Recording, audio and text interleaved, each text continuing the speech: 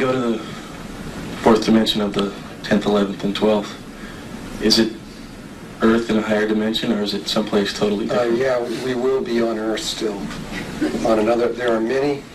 The dimensions are all superimposed. They're not. You don't go anywhere to get there. They're all of them, without exception, are right here in my hand. They're all passed through each other, and they're all in the same place. It's a matter of tuning. It's like a television. You got one TV. You change the channel, which all you're doing is changing the wavelength of the reception, and you get a different picture. And so Earth has many dimensional levels, though it's really not that many. It has the third dimensional level.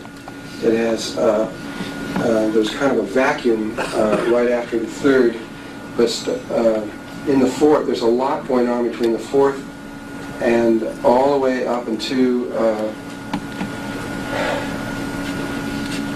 Well, we've got it going all the way up until, we've got sun going all the way up until the 12th. At this point, we've even got it over into the 13th, which is incredible. There is the cream of the crop of our awareness has made the Ascended Masters, a small number of our Ascended Masters, has figured out how to get onto the other side of the wall. So Earth has made the leap all the way over here, though it's only a very small number of us. And so we have these different places. In terms of the octave, we have a lot of life going on in the fourth dimension. There's a lot going on in the fifth. There's a whole lot going on in the sixth, especially in the last three overtones of the sixth dimension. The 10th, 11th, and 12th overtone, that's where all the Ascended Masters reside. There's a whole world there, of universe that's there on Earth. And then I think there's only 3 or 4 people who were able to get into the 7th dimension, which is, in terms of the human body, is the pineal gland.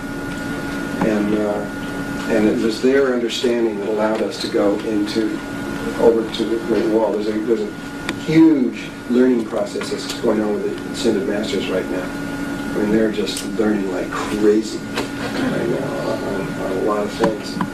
And so we do have these other universes that are around that the Earth is tuned to. There's got to be somebody there tuned to it. There's got to be a consciousness that's tuned to it. And so there's life there that is tuned to these. It's very complex, and I don't want to get into all of it because it's very complex.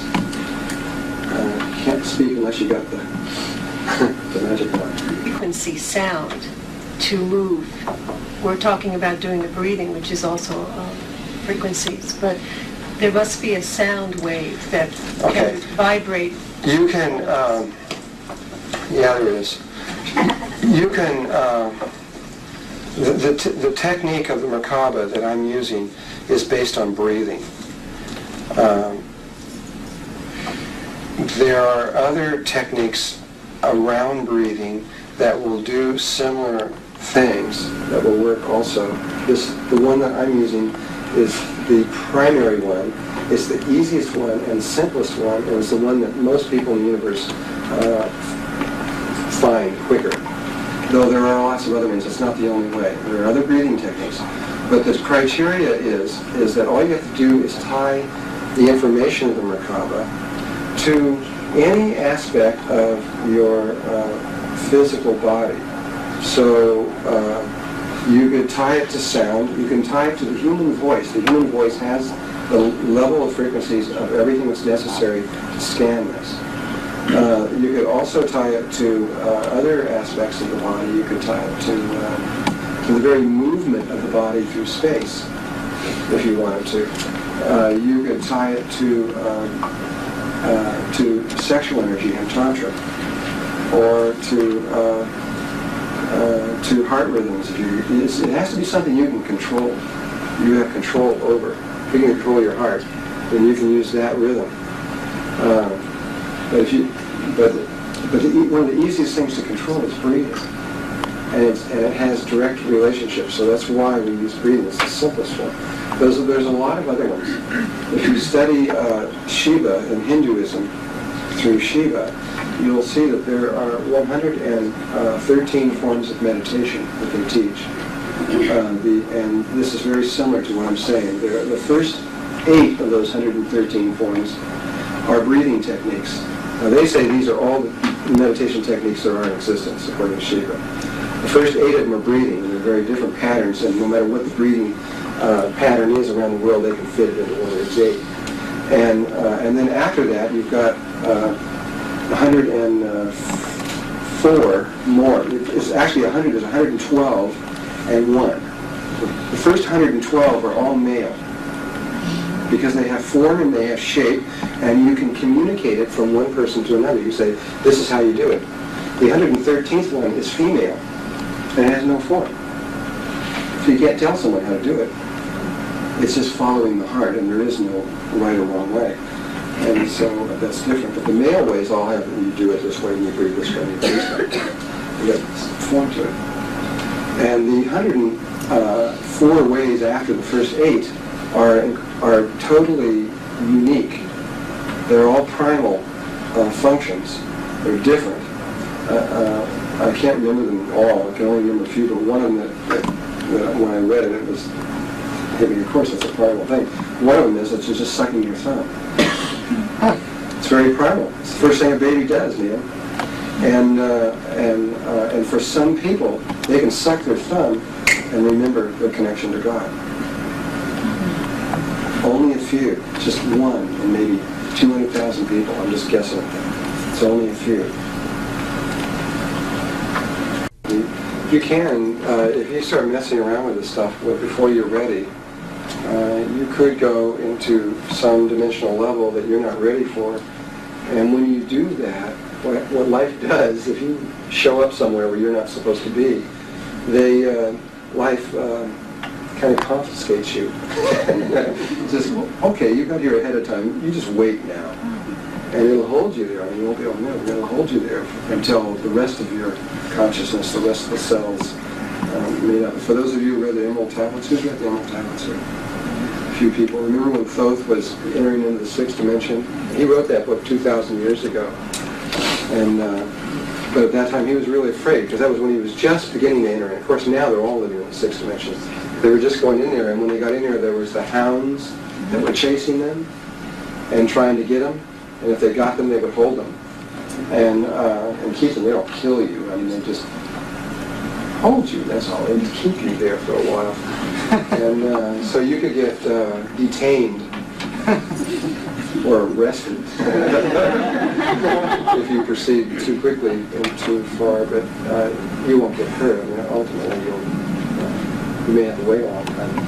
It would be better to proceed in an organic, not to be in so much of a hurry and experience each one of the steps that we have to. Okay, 2 more questions and that's it. Just these 2 people here.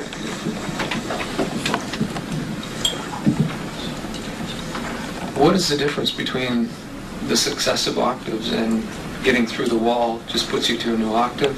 Well, the octave? You see, once... Okay, that's a good question. Remember, I've said that we exist on other. I think I said we exist on other levels. When we were talking about the angels being us on their level, you exist on a lot of other levels.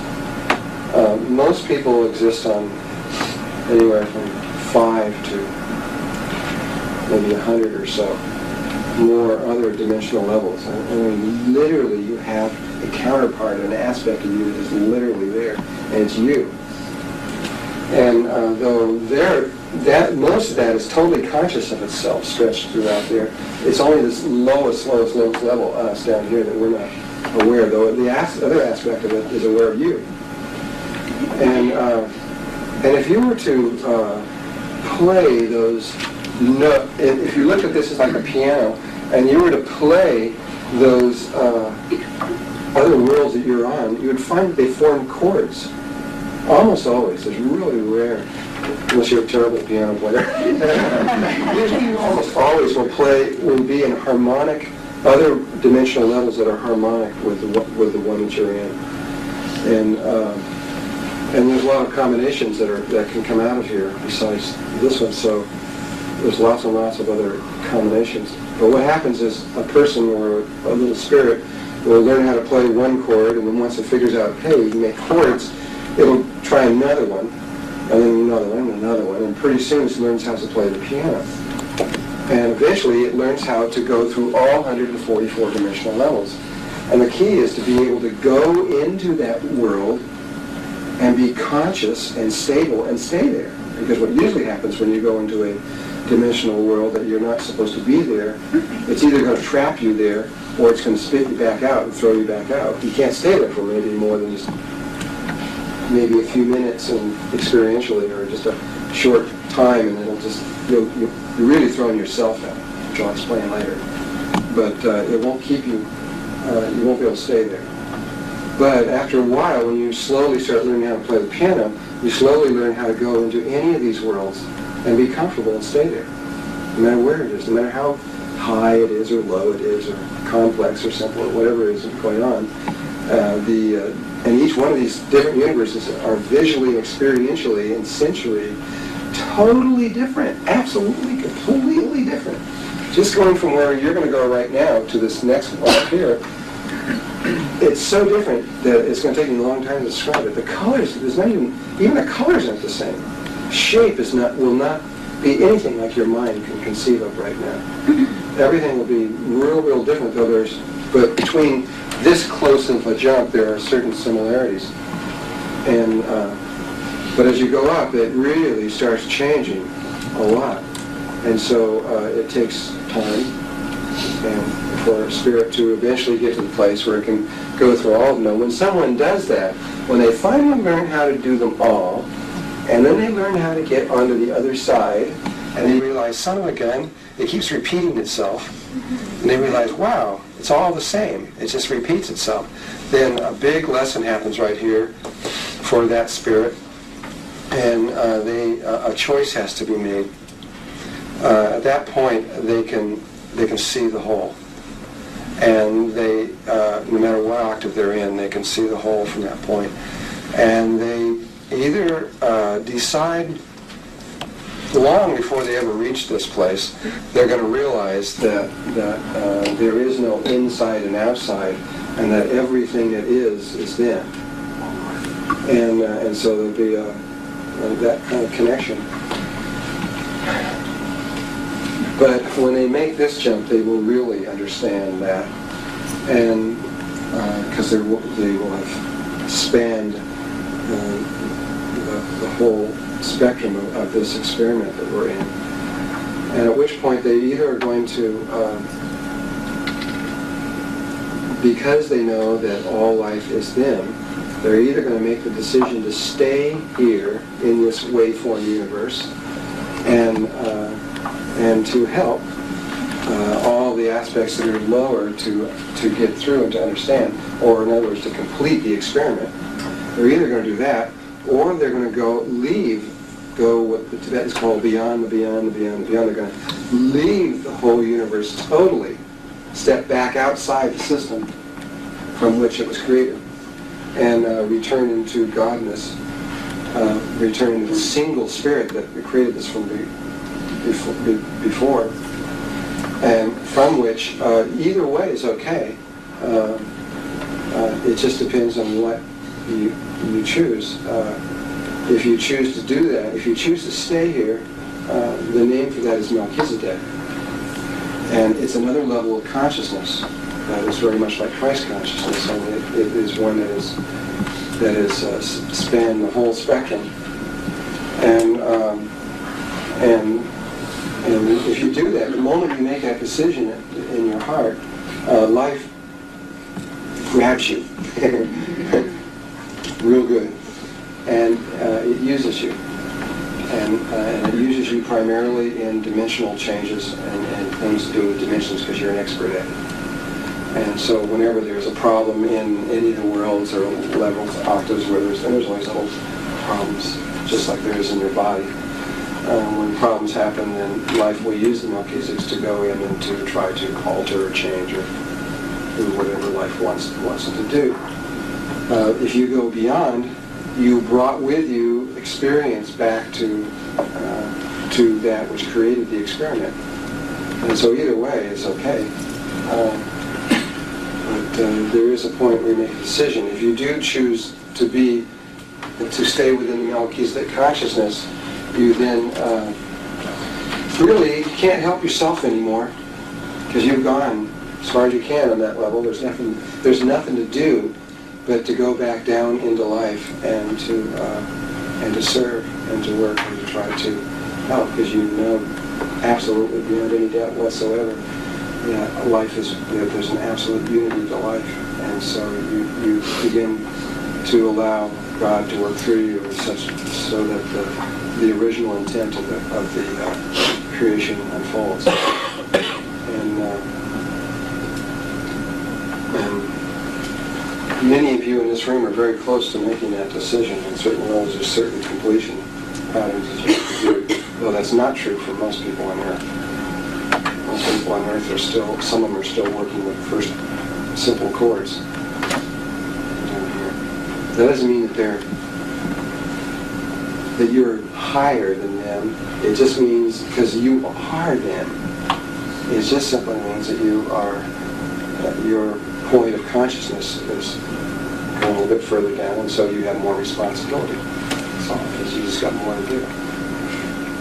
Work harder. So when you talk to the few masters who are right at the I can't see who's... Oh, okay, over there. same place, Yeah. the few masters who are right at the wall, and they're learning a whole bunch right now, are they just within this octave, or... Yeah, they're just within... This is Earth consciousness I'm referring to. And Earth consciousness is learning how, at the moment, to go through the wall and to make these kinds of decisions. And it's looking like we're all going to be faced with these decisions, because if what we think is true, we are about to make an extremely unheard of, unparalleled, never seen before, rapid change from where we are down here, all the way through all these dimensional levels at an extremely accelerated pace. And we don't know why it's happening. We just think, we believe at this point that that's what's going on. And everything's already opening up that way. Happens, it's going to be extraordinary. It's going to be an extraordinary experience. You might hardly wait. Because this is brand new. There's not very many brand new experiences in the universe, but this is a brand new experience. So only every once in a while that God intersects outside the system. And that appears to be what's happening right now on Earth, is that God is directly intervening from outside the system. It's great. It's really great to see. Yeah. Okay, we'll take that one last question. Then you just speak it out loud. What is the reason that God is intervening now? And he put this little seed into the universe and created a situation where there was no other way to go. And then when that seed was chosen, then everything is unfolded because of it. So hidden deep in the universe was this little thing, which we'll talk about later. And it's created everything that's happening here the way it's gone. It's like, it's pretty obvious that this is what us on the outside of the system wanted to take place, but why now? I can say why now on certain levels, but why now on the big picture, I have no idea. Okay, one more. You're absolutely right. Yes. Okay, give her the magic wand. And then right after this, we'll cut this one, and this will be the first one. So why are we here, and what has that seed been implanted in us? Because before I arrived, I kept hearing that word without ever hearing it before. What word? Merkaba. Oh, Merkaba. Well, it's an ancient word, and we all know the sound of it. The Zulus in Africa, when they talk about how they came in. This guy is going around all over the world right now talking about their ancient culture. And he talks about how they come in on these disc-shaped Merkabas, using exactly the same word. It's in their ancient tradition. Or if you go back to Ezekiel in the Bible, or if you go to,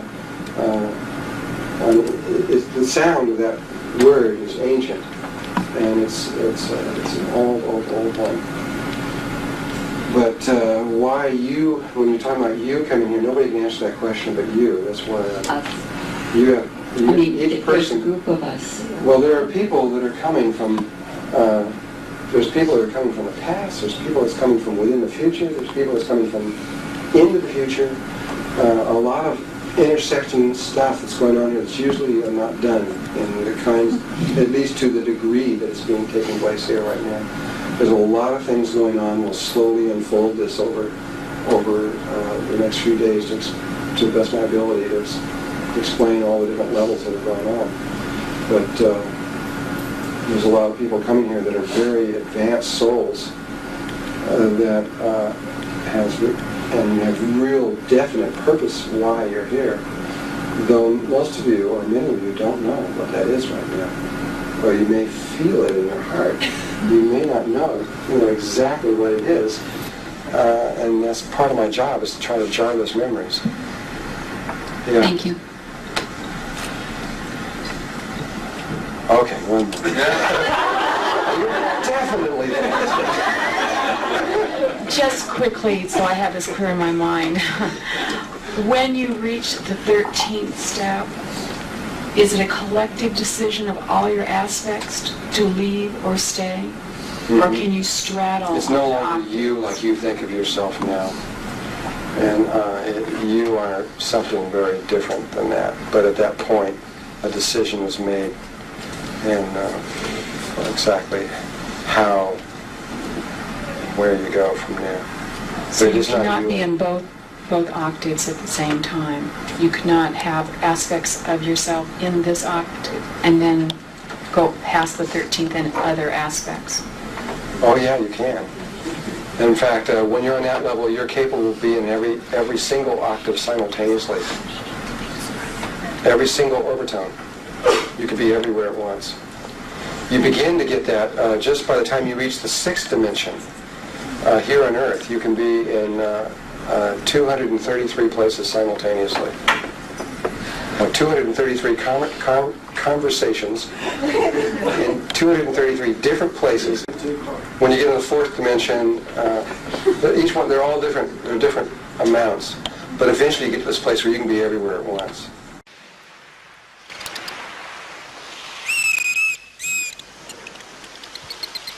According to the Dogons, they talk about that there is another star, a dark star, that rotates around Sirius. Now, Sirius is the brightest star in the sky. It's a 4.6 magnitude. And if you were to look at the belt of Orion, which is 3 stars, you could go to your left about so far in the sky, and you come over to this really, really bright star, which is Sirius. If you move the other way, you'll come up to the Pleiades. And according to the Dogons, there's another star that rotates around that star. And they're very, very specific about this other star. They say that it's this very heavy matter, extremely heavy matter that the star is made out of. And that it's an old, ancient star, and that it's real little. And that it revolves around this star. Now this is where a contradiction that I have to check out on my own. Everything I've ever read has said that it was 50 years. And however, a television special just came up recently and said it was 60 years. And I about fell over because I've read everything I've ever read, so it's always said 50 years. I'm not sure now. I've got to check this out, but it was either 50 or 60 years. That the star rotated around in either 50 or 60 years. So at one point, not too long ago, we sent a scientific team to these guys to ask them, how do you know this?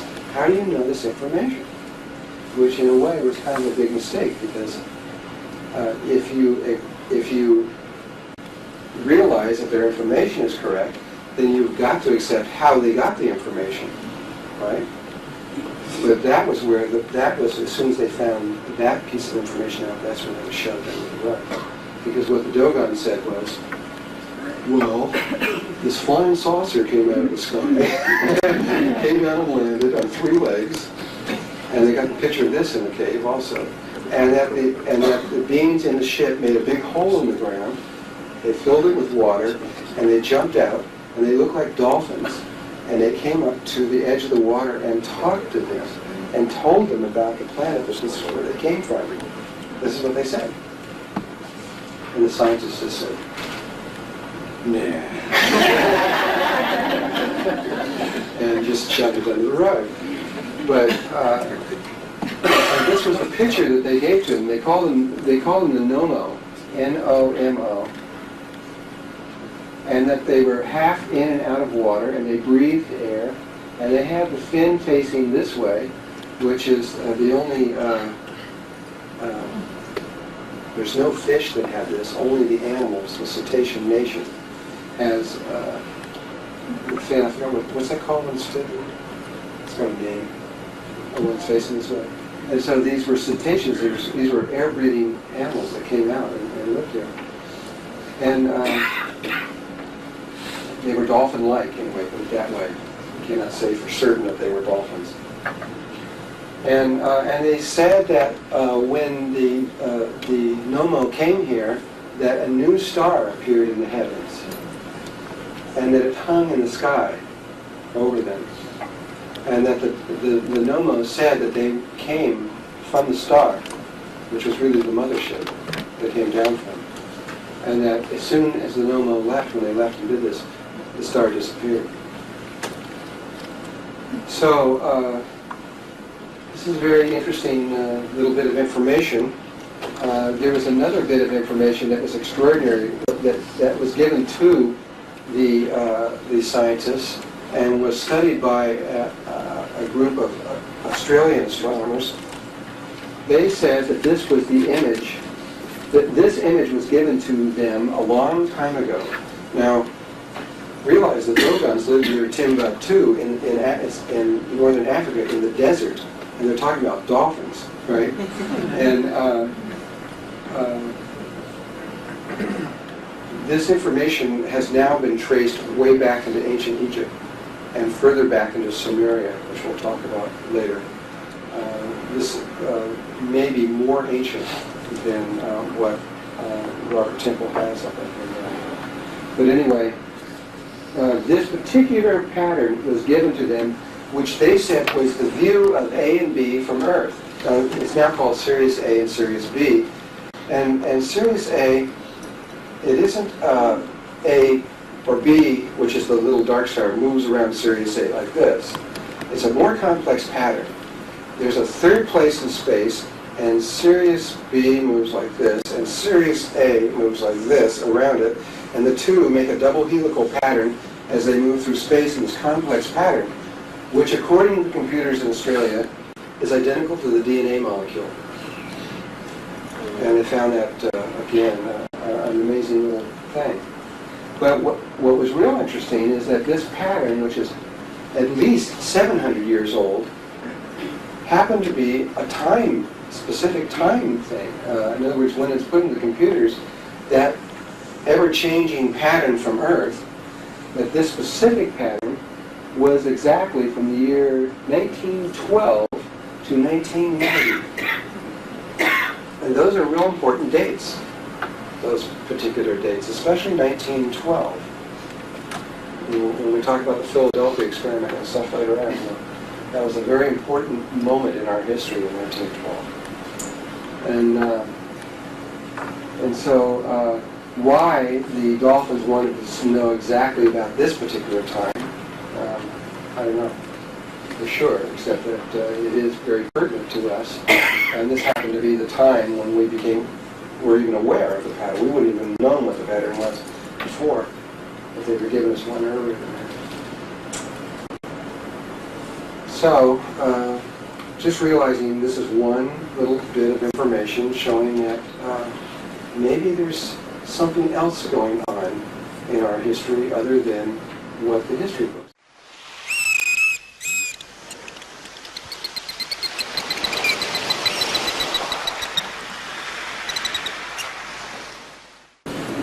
In 1985, I was giving took a tour of people, a small group of people, through Peru. And we went along, one of the things we were going to do was to go along the Inca Trail, the original Inca Trail, which is about 40 miles through the jungle, 14,000-foot peaks and stuff, drops down into Machu Picchu. And the night before we were going to take, you have to take this little train out in the middle of nowhere and then leap out the windows of this train. And they'll stop for 30 seconds to take off again. And get out of this thing, and where you begin the trip. The night before this took place, we were in a place called Cusco, which is it's a city in the shape of a puma, a cat. And we were in this very fancy hotel, a 4-star hotel there. I don't remember, well, the name of it will come up here in a minute. And I was, with one of the people I was traveling with was one of these people that had been on one of the expeditions over to Dogon tribe. And he was telling me a lot of stuff about this.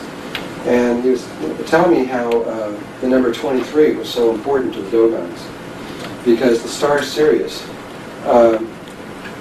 dips below, from the northern hemisphere, it dips below the southern hemisphere, at least from Egypt, put it that place,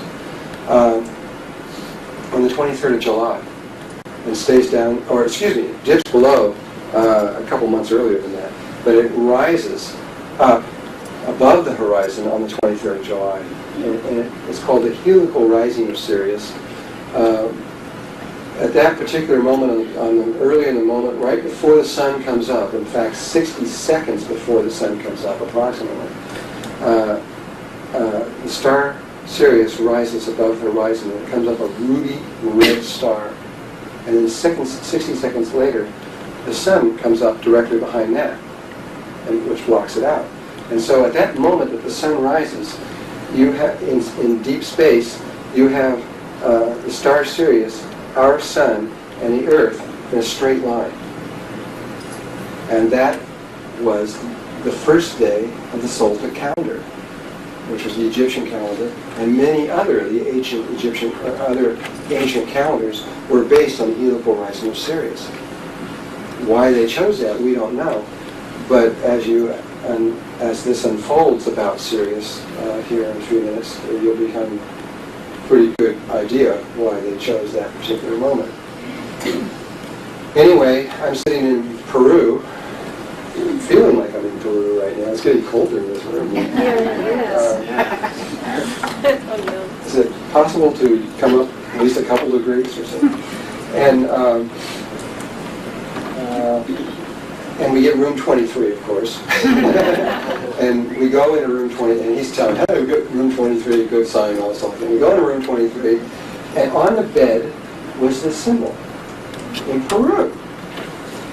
And I remember standing there for about 5 minutes looking at this, and we're going, trying to figure out the link in our, we didn't say anything, we just looked at this bed for about 5 minutes, trying to figure out how that symbol had got from the Dogons in Africa over to Peru. And because it was the same one. And or very, very, very close to it. In fact, this is it was the Hotel San Agustin International, Cusco, Peru. And I went around to all the people and I said, people work there, what does this mean to you? Well, it has something to do with our creation, but they didn't know. They were almost all Spanish that ran this thing. They didn't really know the creation stories of the Indians that were behind us. So it wasn't until I got to Lake Titicaca, and it was it wasn't the Quechuan, it was the ones that float out on the islands out there. Euros, what they are? I can't remember. Anyway, there's an island tribe that they live on reeds. They build their islands daily by putting reeds, and they float on these islands. They got these whole cities out there with buildings and cars and everything else. No cars. Buildings. No cars. But there's buildings, metal buildings and everything else floating out on these reeds out there with houses and homes and chickens and goats and everything else out there. And they did it a long time ago to escape being killed, and they just stayed there. It's real weird when you're walking on these things because you look off and there's water right there, And they're saying, now walk where we walk, and we're walking exactly where they walk, because if you walk in the wrong place, and you just... They lost somebody a week before. They kept saying, "No, we lost somebody a week before, so stay real close." I was walking exactly where they were. Anyway, they told us that, oh yeah, they knew what this was, and they said that was the creation symbol. And pretty soon after a while, we started talking to other Indians, and they all had the same story, pretty close. But, which are the actual written records of our history. Very similar story about dolphins somehow having to do with the creation of this area. If you want to read an article, which I have here, this also came out of Australia. It's called Our Father Who Art in Water. And which is a lot of the dolphin data that has been gathered from around the world. If you read this article, which I guess we can copy or something, I don't have it, it's a pretty thick one here, it'll really amaze you, because all over the world a similar story is told. How dolphins have had an amazing influence in the creation of a lot of the ancient cultures, especially around the Mediterranean. From Greece to lots and lots and lots of places there, not just Greece, there's a lot of other places that they've had a deep influence. And their influence on Australia has been very, very powerful. The original ships that landed in Australia, the lead ship was called the Sirius. And it's now called Sirius Bay, where they landed. And the star Sirius stars on the Australian flag. And there's more dolphins around the continent of Australia than anywhere else in the world. No one knows how many, of course. There's a lot of dolphins in the world. I don't know if you know how many dolphins. Most people think there's a few dolphins out there in the ocean and they're endangered and we've got to be careful. That's far from the truth. There are certain species of dolphins that are endangered, like the pink dolphins of the Amazon River, and there's a few other ones that are endangered. But by and large, we've got, 5.5 billion people in the world? That's nothing compared to the dolphins. There's 7 dolphins minimum for every person. There's at least 35 billion dolphins in the waters. That's a conservative estimate. And there may be as many as 50 billion dolphins in the waters. It's incredible. And they're a race of beings from another place, as we unfold here. And they're on a level of consciousness so far beyond where we're at now that we can't hardly talk about it. Anyway, I will talk about it.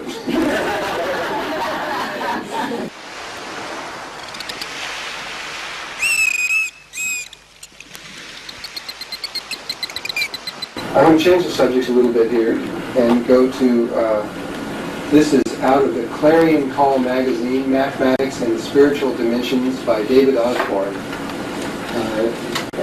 I don't know if David was the one who first came up with this or not, but he was the one that reported it.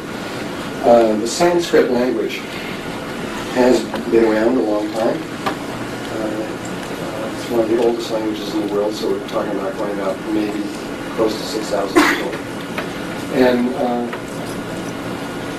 And for a long time, there were a lot of these little poems that were in the Sanskrit language, and eventually at one point they translated the language, and when they interpreted the poems, they believed that was it, that they had finished their job, that once they had interpreted the poems, that was all there was to the poems, until recently. And I guess this has been maybe, I don't know, I'm guessing 4 or 5 years ago. They discovered that the Sanskrit had numerical value to the various sounds. Again, remember Ka was spirit, and Ka happens to be either 0 or 1. But you have all these different sounds that are possible in there, and there is a numerical value associated with each one of these sounds. And in this particular poem, and they're unfolding this now in all of them, I guess, they took the various sounds and put the numerical value to them. Now, I don't know how they figured out the numerical value. Don't ask me that. You'll have to go back and research certain things. But when they did that on here, they found something that was rather amazing. They found pi, the 32 digits of accuracy. Now, these are supposedly hairy barbarians back there, who were just emerging out of the nothingness from our present day thinking. How could they possibly create accuracy of 32 digits? This is it right here. Only there's no decimal point, so it's really pi over 10. So they don't know where the decimal point is. But to that kind of perfection, could not be a coincidence. Impossible. The coincidence, if that was a coincidence, that would even be more ridiculous. And yet, there's proof that they had the ability to do that, right back from the very, very beginning. Well, there's way back there in the beginning, there was all kinds of things that archaeologists and people who study these things really don't understand, at least most of them, don't really know how it's even possible. So how could they have known all these things? Somebody's not telling us the truth here. Something is, something just isn't right. For those of you who are Edgar Cayce fans, and from the ARE and this kind of thing, is anybody here from that? A few people? Edgar Cayce talked about the halls of records, and how that someday these records would be opened, and that they would prove that there had been cultures, vast cultures on the earth, way beyond our imagination right now. No, not beyond our imagination, because they're still third dimensional, we can imagine it, but beyond our belief almost. And that have lived on Earth going back 5.5 million years. And according to Thoth, who is the person we'll talk about, we actually have cultures on this planet going back 500 million years. Way, way, way, way beyond where we're at now. This is nothing compared to where we've been before. But with no traces, or almost no traces left, which will explain why there's no traces of it right now. And then according to Cayce, this would be the key that would open up the halls. You see, and the halls are where these physical records are that can be carbon dated and even further in other ways to date back to prove that these things are ancient. And also, you can still use them, and they can do things that we can hardly believe, which will prove that they were vast sciences way back in then. And this would be the opening. And the opening, they said, would be in the right paw of the Sphinx. And for a long time, they thought that was sort of an arbitrary place, just the right paw of the Sphinx, so what? But it's not arbitrary. You'll see, it's all of this has there's logic and meaning behind all of this. And the records are not held just on physical objects. The records are held on many dimensional levels surrounding this. So I find it very appropriate that even though books like Robert wrote, and a lot of other things, and there's lots of other things, you could keep going on this for a long time, there's a lot of other stuff that has come up that has challenged the belief systems of the history, that this happens to be the object that actually cracked the egg. It was this one that did it. Not any of these other things. That. And it was in 1990 when that began, which happens to be the year that Thoth said, I'm not sure if Edgar Cayce said it or not, Thoth said that 1990 would be the year that the halls would begin to open. And again, 1990 was the year that the Dogon put the final point on.